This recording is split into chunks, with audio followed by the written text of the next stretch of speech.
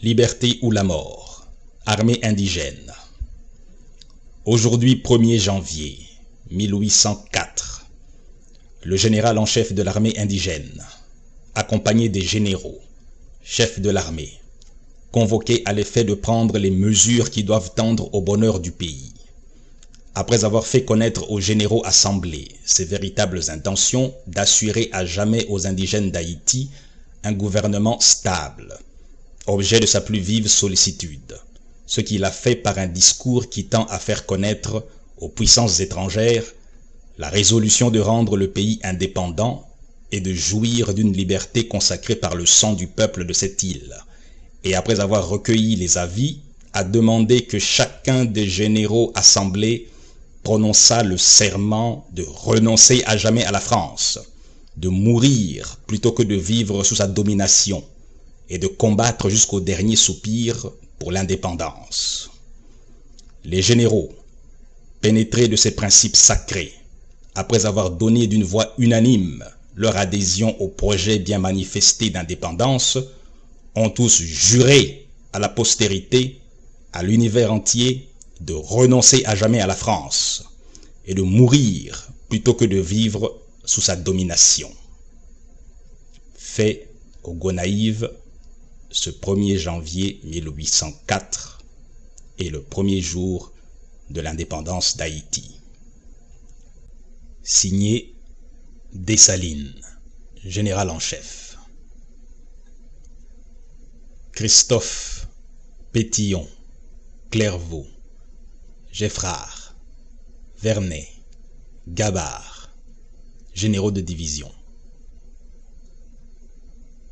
Romain, Gérin, Capois, Daut, Jean-Louis François, Féroux, Canglier, Bazelet, Magloire Ambroise, Jean-Jacques Ernest, Toussaint Brave, Yaillou, généraux de brigade. Bonnet, Papalier, Morely, Chevalier, Marion, adjudants généraux. Magny, Roux, chef de brigade.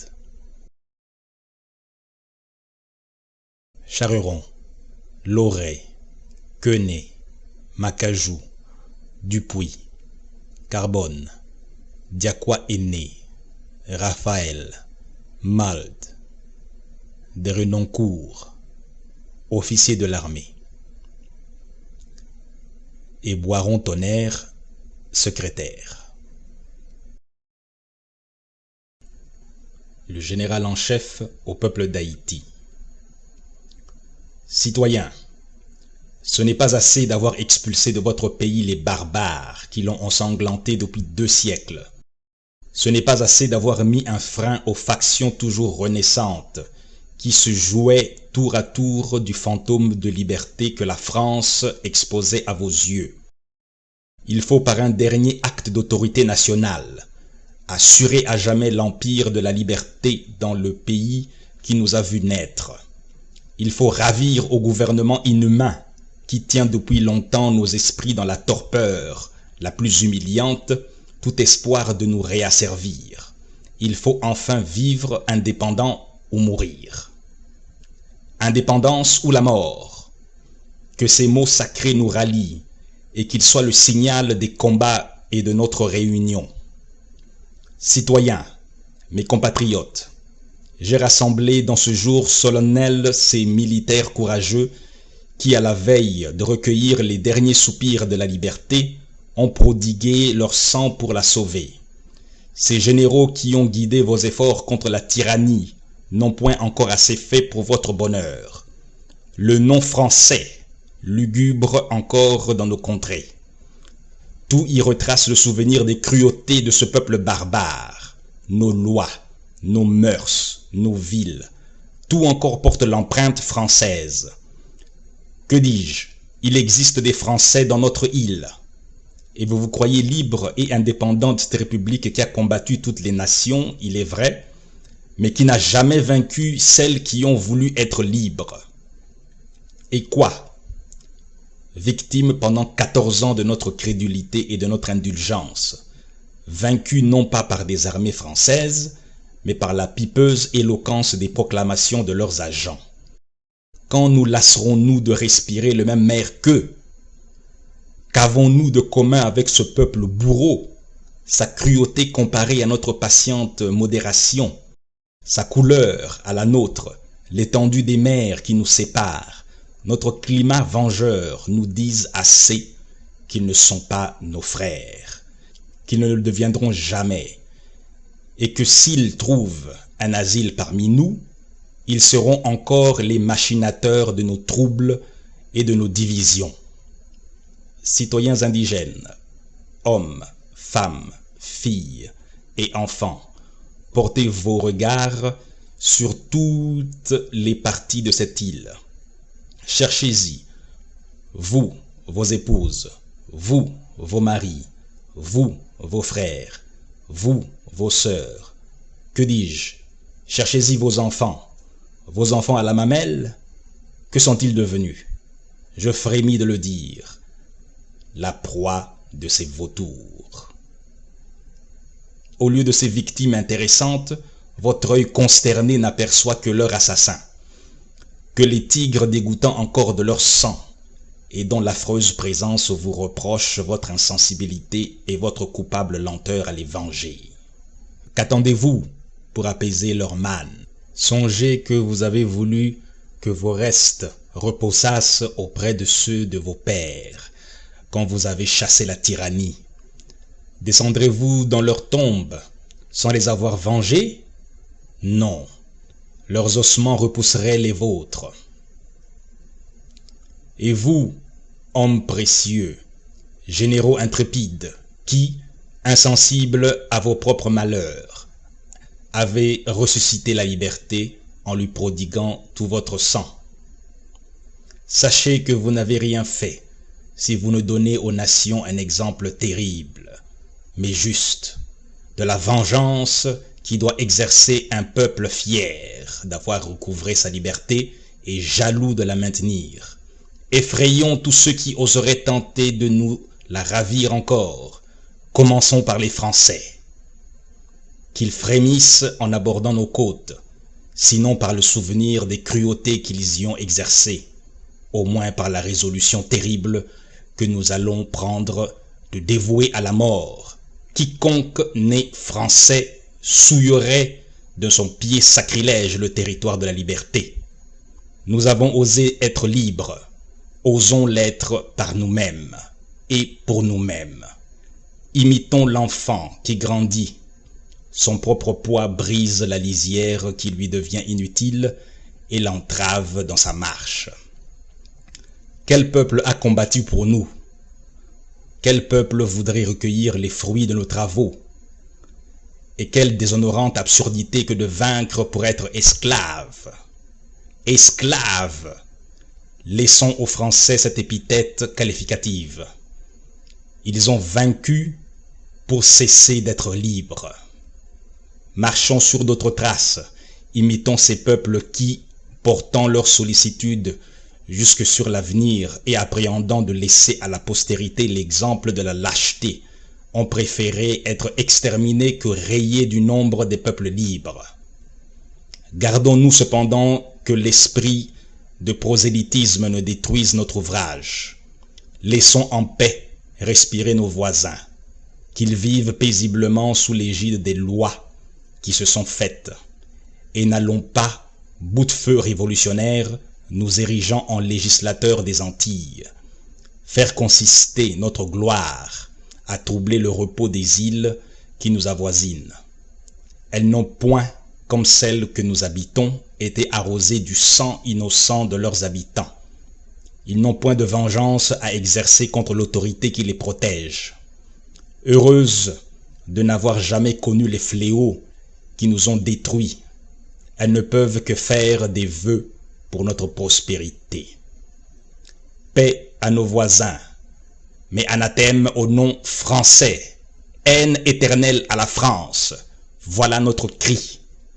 Indigènes d'Haïti, mon heureuse destinée me réservait à être un jour la sentinelle qui dut veiller à la garde de l'idole à laquelle vous sacrifiez.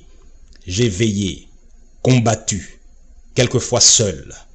Et si j'étais assez heureux que de remettre en vos mains le dépôt sacré que vous m'avez confié, songez que c'est à vous maintenant à le conserver. En combattant pour votre liberté, j'ai travaillé à mon propre bonheur.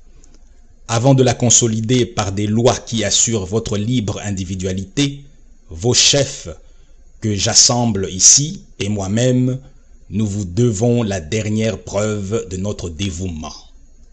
Généraux, et vous chefs réunis ici près de moi pour le bonheur de notre pays, le jour est arrivé, ce jour qui doit éterniser notre gloire, notre indépendance.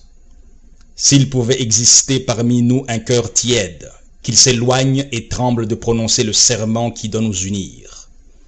Jurons à l'univers entier, à la postérité, à nous-mêmes de renoncer à jamais à la France et de mourir plutôt que de vivre sous sa domination, de combattre jusqu'au dernier soupir pour l'indépendance de notre pays. Et toi, peuple trop longtemps infortuné, témoin du serment que nous prononçons, souviens-toi que c'est sur ta constance et ton courage que j'ai compté quand je me suis lancé dans la carrière de la liberté pour y combattre le despotisme et la tyrannie contre lesquels tu luttais depuis 14 ans. Rappelle-toi que j'ai tout sacrifié pour voler à ta défense, parents, enfants, fortune, et que maintenant je ne suis riche que de ta liberté, que mon nom est devenu en horreur à tous les peuples qui veulent l'esclavage, et que les despotes et les tyrans ne le prononcent qu'en maudissant le jour qui m'a vu naître. Et si jamais tu refusais ou recevais en murmurant les lois que le génie qui veille à tes destins me dictera pour ton bonheur, tu mériterais le sort des peuples ingrats. Mais loin de moi cette affreuse idée. Tu seras le soutien de la liberté que tu chéris, l'appui du chef qui te commande. Prête donc entre ses mains le serment de vivre libre et indépendant, et de préférer la mort à tous ceux qui tendraient à te remettre sous le joug. Jure enfin de poursuivre à jamais les traîtres et les ennemis de ton indépendance. Fait au quartier général des Gonaïves le 1er janvier 1804, l'an premier de l'indépendance. Signé Jean-Jacques Dessalines.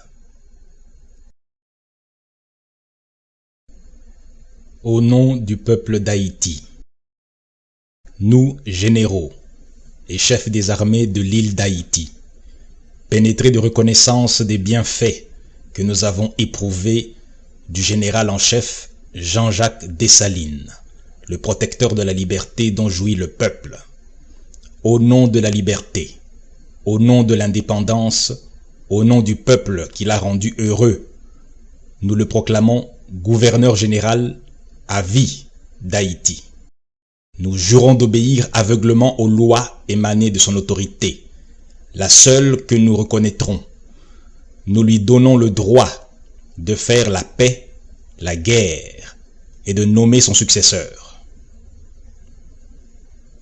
Fait au quartier général des Gonaïves ce 1er janvier 1804 et le premier jour de l'indépendance. Signé Gabard, Romain, Ernée, Capois, Christophe, Geffrard, Guérin, Vernet, Pétillon, Clairvaux, Jean-Louis François, Cangé, Férou, Yaïou, Toussaint Brave, Magloire Ambroise, Louis Bazelet.